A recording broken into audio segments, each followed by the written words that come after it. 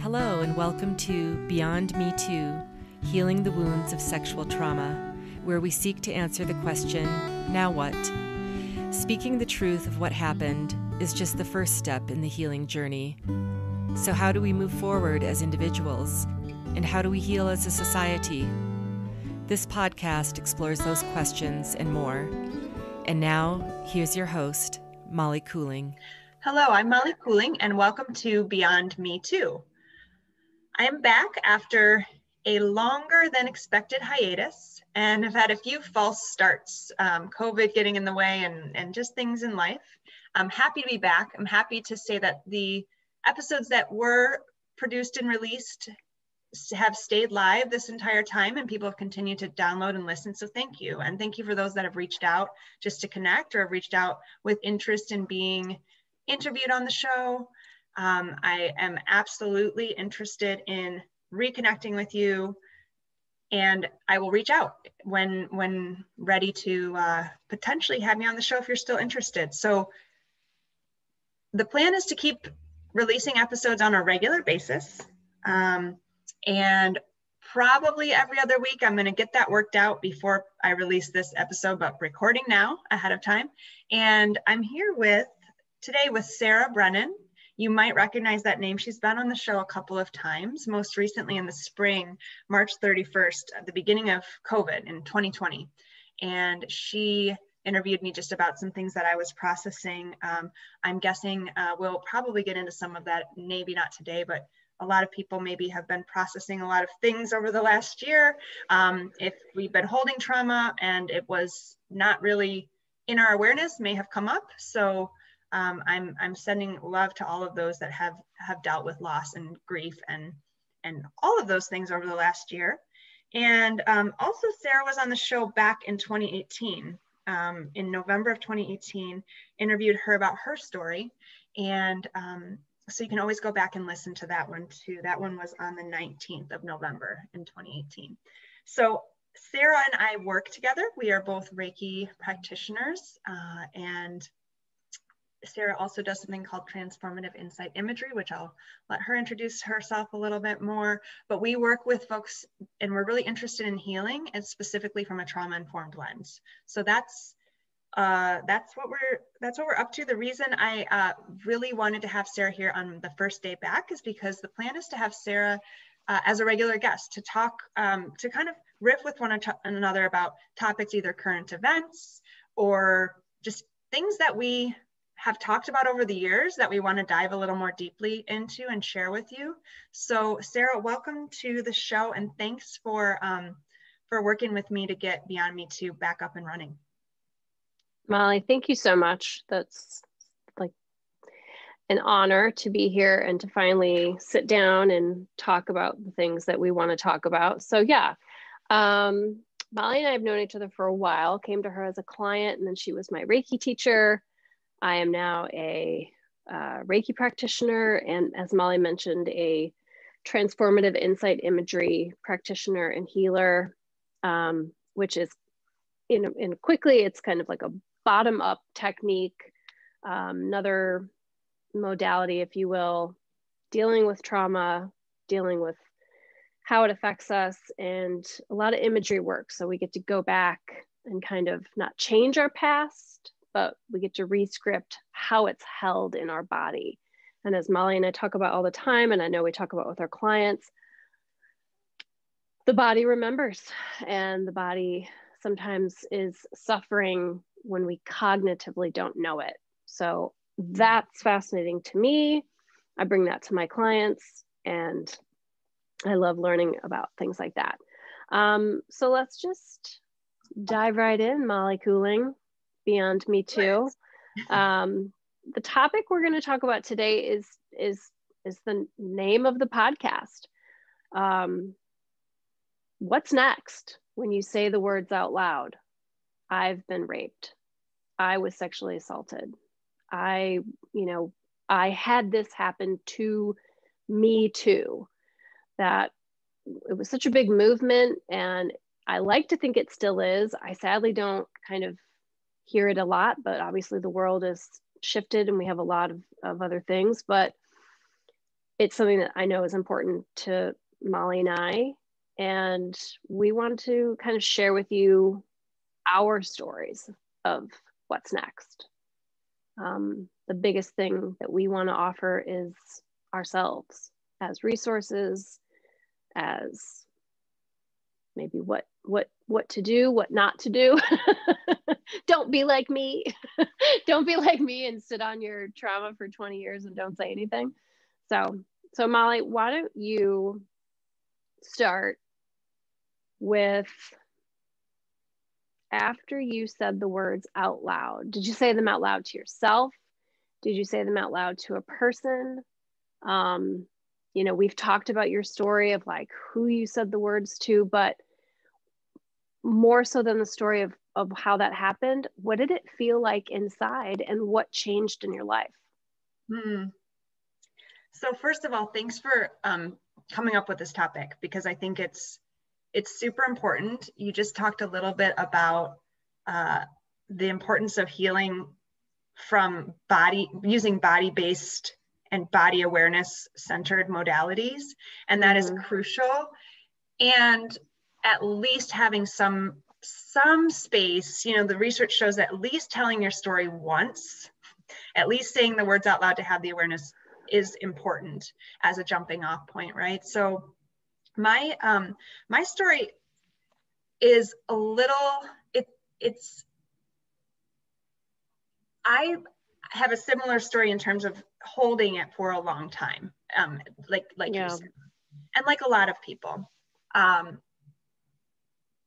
I was 14 when I was raped, and I was about 24 when I first said it out loud, and I was probably about 34 when I actually started to do the real work of healing. So that's my time. Those are some good long decades, Molly. Yeah, good long decades.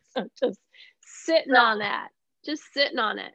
Yeah, sitting on it and not saying it to myself. Like, right.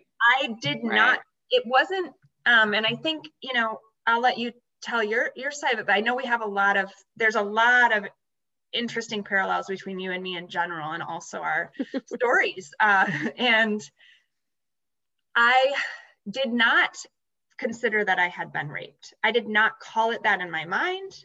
I did not think that something was done to me. In fact, I thought I had done something wrong, and I thought I should just zip it up, put it away, and move on. And so that was where I was at when I was 24 years old. It was in my consciousness as this thing that I really didn't want to deal with, but that was about it. Yeah. And then for fear of getting too long-winded, and also things that I'd really, truly rather still not get into, was there's a situation. So I was a Peace Corps volunteer in the Dominican Republic at the time when I was 24. And I had a situation where I had become involved with a man who lived in my community, and it's a small town. There was all of this gossip. He didn't have the best reputation. And my very best friend, who continues to be a soul sister to me to this day, her name is Ketty. She and I had a bit of a falling out because I was not being honest with her about what was happening, because I was ashamed, because people were talking about me, because I had a lot of shame around sex. I just had a lot of shame. And so I lied to her, basically. And she is a person of such high integrity. And she basically said, "You've lied to me. I trusted you. I can't have you as my friend. Like, we cannot be close like we were." And this was a person where I was at her house every day, late into the night with her and her daughters. She was my person. She was your family. She was my family. And I was far away from home, and I didn't relate deeply that way to really anyone else who lived there. And so this was devastating to me. So I felt like I had been broken up with, because I kind of had. And sure, no, that's real. That's scary. And you're in another country, and you're not with your family, and she is your close person. And when someone brings that truth to your face, that probably did not feel good. And almost like, dare I say, like a betrayal of someone that you trusted. to rip that away from you. I'm sure she felt the same way, but the same way. Well, yeah. We were literally, we had a mutual friend, another Peace Corps volunteer that lived down the road, and she knocked on my door, and I was so sad, and I was in my house secretly smoking cigarettes. This is what I was doing to like deal with how sad I was. And she knocked on my door. Her name's Jessie, and she's like, Molly. And I came to her. She saw how upset I was. She's like, what's going on? She's like, I was just at Ketty's house, and she is in exactly the same state. And I was like, yeah. Okay. And she's like, you two need to talk. Right. So I went and I talked to her, and I basically told her, listen, I wasn't trying to lie to you. I am so confused about all of this. There were so many parallels between what had happened with this man and what had happened to me when I was 14 that it was incredibly triggering to me. Sure. I didn't realize that I was triggered at the time, but you don't know at the time, right? Right. When you're because I was still in this denial state. But I'm talking to her, I'm trying to explain to her where I'm coming from and why I wasn't honest with her and how I wasn't really being honest with myself. And suddenly I said the words out loud when I was 14 years old, I was raped. Now, in Spanish, you say, like me violó, like a man violated me, you would say. Okay. There's not a word. There's not like one word like raped. It would be called like if you said a violation, that would refer to it. And there you could say like a sexual assault, but they don't really say that, right? We don't. Okay. It's kind of a formal phrase here as well. So they don't really have the word like rape. Interesting. I find that fascinating. I don't know why, it? but I find that really interesting that like other languages wouldn't have like such a as powerful a word as we do. Right. And it's such a powerful word. And it is why it can be also very hard to say, because once you say it, as you know, you've kind of opened up this box and you can't take it back. You can't be like, just kidding. It's a terrible joke. Sorry. You can't shove it back in your mouth and be like, I was kidding. Yeah, nope. It's out there forever. It's out there. And so what I think it probably, if I can remember what it felt like in my body, and I know that at that time I was probably pretty disconnected from my body. I drank a lot. I over-exercised to the point of like injury. Like I was definitely disconnected from my body. But if I can remember what it, for good reason, right? But if I could remember what it felt like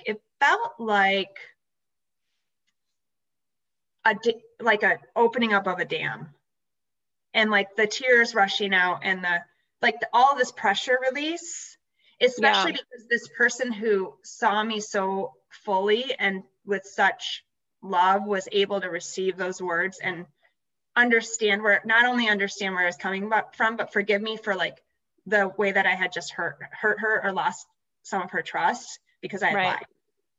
And in fact, she had her form of a Me Too in that moment as well. Okay. Oh, wow. Not something that was the same, but she offered that, I think, as a way to help me feel like I wasn't alone in feeling victimized by men, Which is what you really needed. Yeah. Yeah. So I think that's, that's my story of the first time I said it. And what did I turn around and go heal the next day? No.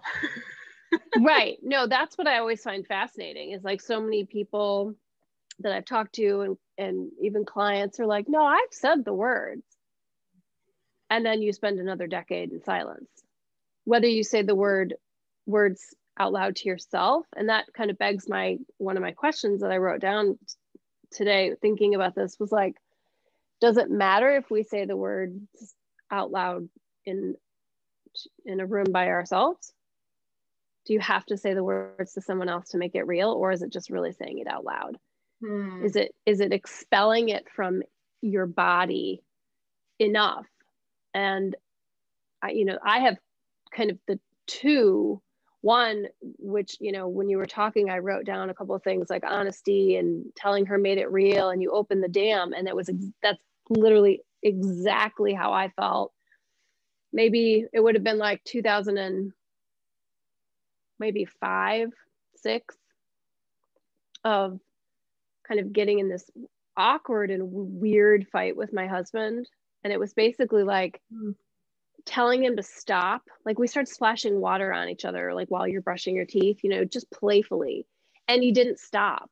And I suddenly found it, I just snapped, found it like absolutely offensive. And I, to be quite honest, flipped out. I flipped out. And screamed the words because I was trying so desperately for him to understand. And he was like, well, I'm going to go to bed. And I followed him in there, and I was like trying to get him to understand. And I didn't, like, my brain wouldn't understand why he didn't understand why I wouldn't want you to do something to me that I didn't want done. Mm-hmm. And trust me, my thoughts were not cognitive at all. It was just like, I wanted him to understand, and he didn't. And finally I screamed, I was raped. And it was the first time I said the words out loud, and it was the first time I said them to him. And we'd been together maybe 7 years. And it was alarming. And there was that feeling of like, oh shit, I really wish I could just shove this back in my mouth, because I had 2 toddlers at the time. I was like, I am in no shape to do the work that it takes. And it is that, it's like, it does make it real to say it to someone. And it is a dam opening, and man, did I want that dam plugged up. And that's exactly what I did. I was going to say, it wasn't until 2014 that then said the words to myself privately, completely hit the wall and didn't go back, and did exactly what you just like joked about. Like I did, like literally the next day, start an intensive therapy. And it's amazing to me, it's like the impact of saying the words, whether to yourself, to someone else, the impact that just saying it out loud has on your life and your future. Like those 2 days are really important to me. Yeah. Yeah, I think if you say it out loud, whether it's to yourself or to another person, it has power, because we know words have power. And I mean, the word rape is so, sharp and icky. Yucky. And I yucky. hate that word. Hate it. Yet I insist on saying it because otherwise I'm lying, right? Like otherwise so I wish there were like a nice happy word to say this thing that happened, but it's not a nice happy thing, and that's why it carries that energy. Right. But it also does make it really hard to say. And I don't know if I could have said it in English. I didn't say it in English for another 10 years. I danced around it a couple times. I danced around it like, well, I kind of had a bad like first experience with, I would say a bad first experience. That's a lovely way to put it, Molly. I mean, I had a bad first experience with sex. Yeah. Mm-hmm. Okay. You know what? Right? I guarantee you that is real. That is, a lot of people to this day compartmentalize it with, I had a bad experience with sex, and I don't understand why my experiences with sex haven't gotten better. I worked with a client like that, and you go back and you go back to that moment. You open the door of their 16-year-old self, or they're even in their 20s, and they're like, oh, well, actually, it was without my consent, and there was some blood, and I did say no, and you're like, okay. Right. I mean, well, actually, if we look at that's not a bad first experience. That's freaking rape. Like in the dictionary, that is like the criteria, right? Yeah. But we can convince ourselves that things aren't true until we're ready to see the truth of them. Like, we are amazing at convincing ourselves. I literally was so good at it that it was shocking. And until 2014, when I, completely broke down and had to, and I don't mind sharing this, I think I said it in my interview a couple years ago with you, but,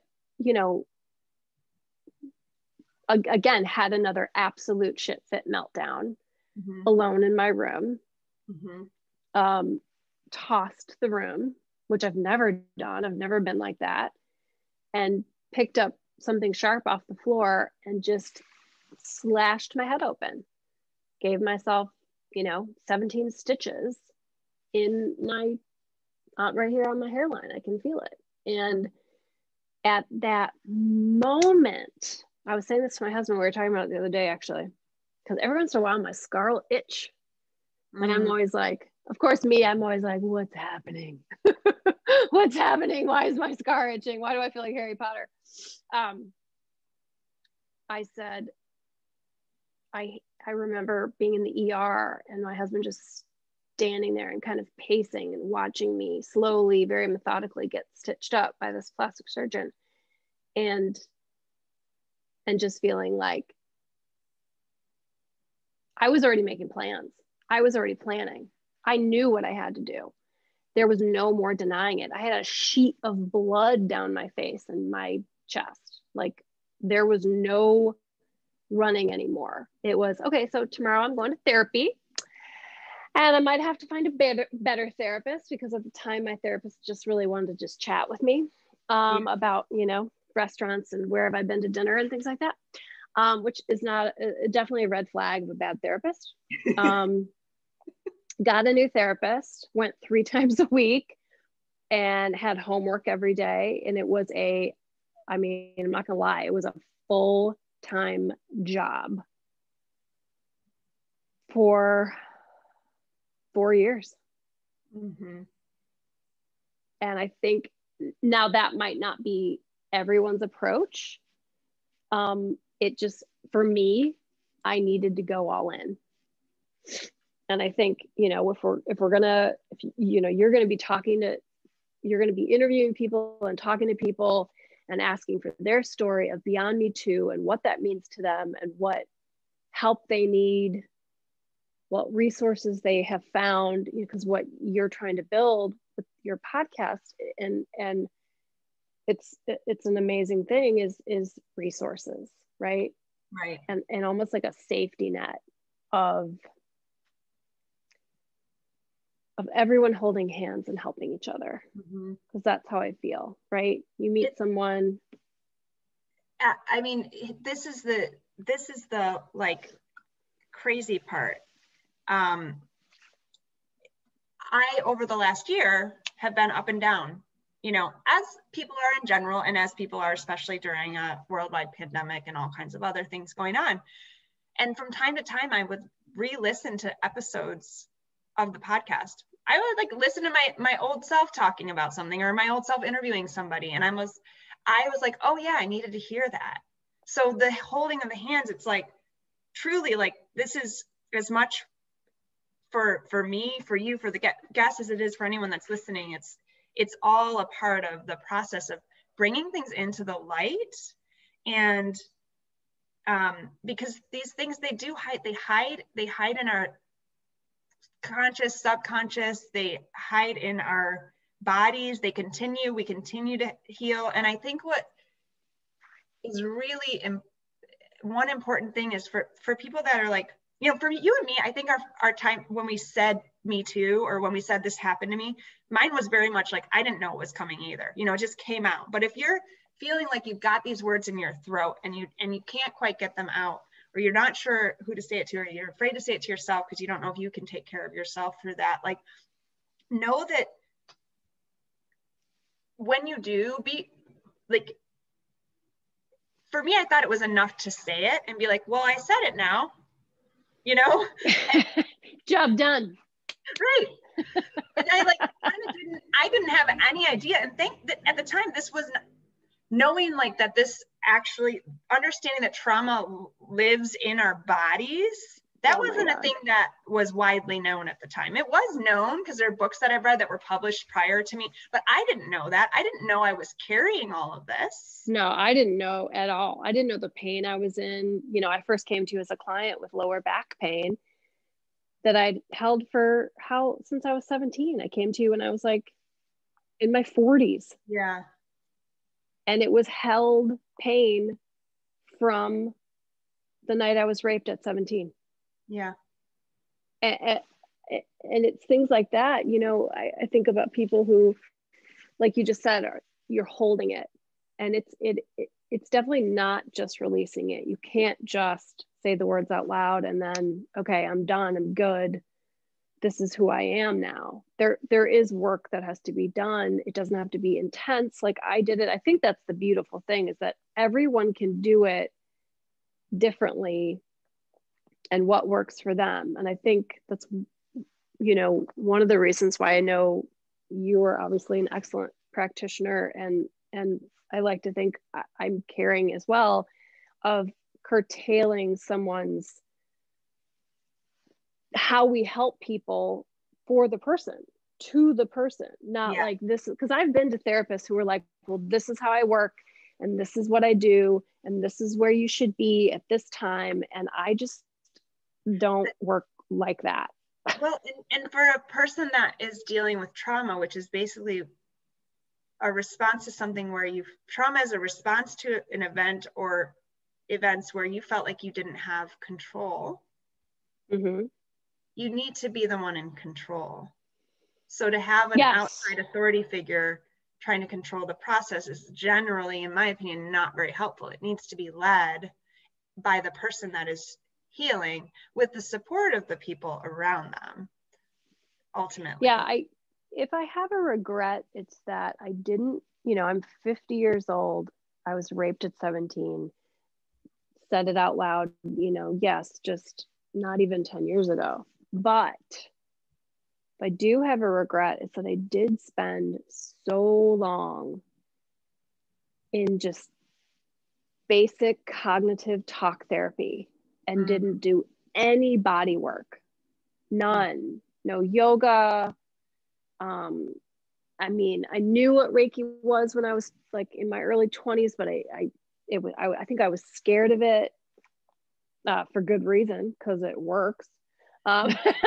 Obviously wasn't ready for it, but I think that if I could do it differently, I would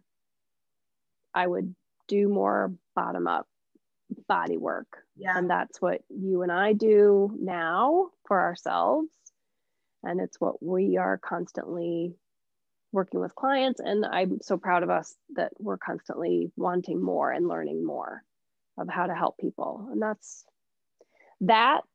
the work that we do. And then your podcast is hopefully going to I always just think it's just more people just branching out and holding hands.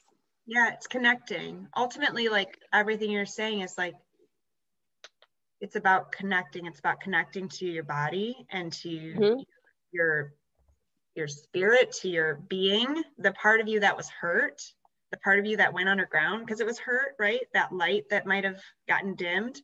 And it's also about connecting to other people and being able to see and be seen and hear and be heard.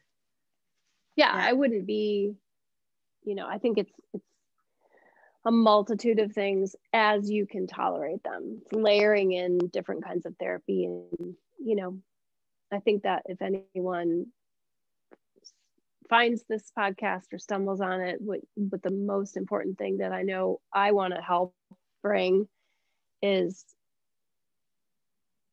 my ability to listen. And our ability to create a space where people can use us as resources and at whatever stage they're at in their healing. And I know we're going to be wrapping up in a moment, but I do want to share one kind of piece of advice that was shared with me that was really helpful when I was afraid to do some of the work. I remember I was working a lot. I was a massage therapist and Reiki practitioner already. And so I had to, take good care of myself to be able to work with people. But then I'm trying to do my own healing work. And I was afraid to get knocked too off balance. I was going into a heart-centered hypnotherapy session, which I hadn't done before. And it's not deep hypnotherapy where you're not like, where you don't know where you are and, somebody snaps their fingers and brings you back. It's not that, but it's sort of like a deep energy work, basically. And my friend said, I was on my way to the appointment and my friend said, that stuff, whatever comes up, it's in you anyway. So you're bringing that wherever you go. Now you're just going to be more aware of it. And that was really, really helpful.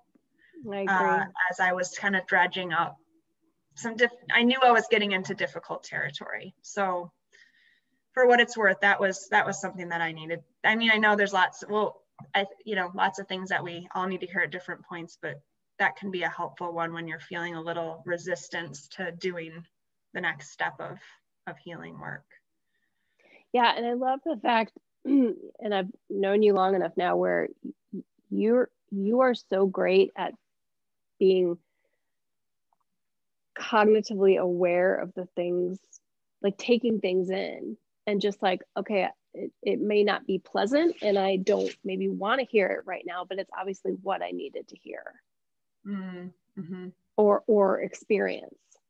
Mm-hmm. And I think that would be my takeaway just for this moment is take it all in, breathe it through, and know that it's all there to help you, but it's sometimes difficult to navigate, like, because it's all coming in so fast and at different times. Yeah. Anyway, Molly, you and I could talk about this stuff. We could keep going, but we're gonna keep these. Yeah, we're gonna wrap it up. Wrap it up. Keep it reasonable, ladies. Keep it. Molly's really just trying to shut me up because I can just chit chat away. So. Well, I enjoy it, but I know that we've all got lives and we've all got lots of our own healing work to do. And so I love a quick podcast. My favorite is like a TED talk, like an 18-minute TED talk. Oh, yeah. Give it to me about anything. And so like, we're going to be like the podcast, like a TED talk podcast. So we'll double the time, keep it short. You can drive to work or, take a run and listen, and we're here. And, again, I'm so grateful that you've asked me to come on and every once in a while and chit chat with you. Well, I'm grateful. I know how much this matters to you, and I know how much we matter to each other. So this is great. So thank you. With that, we'll wrap it up and dedicate this episode and this podcast to all the survivors out there, wherever you happen to be in your healing journey. It's an honor to share with you. The healing is truly mutual. Thank you. Thank you for listening to another episode of Beyond Me Too. If you are a survivor, someone who works with survivors, an ally, advocate, or anyone else who wants to join this conversation, you can find our contact and social media info in the show notes. Finally, be sure to subscribe to this podcast for all the latest episodes, and please rate or review us to support our mission to bring healing to as many people as possible.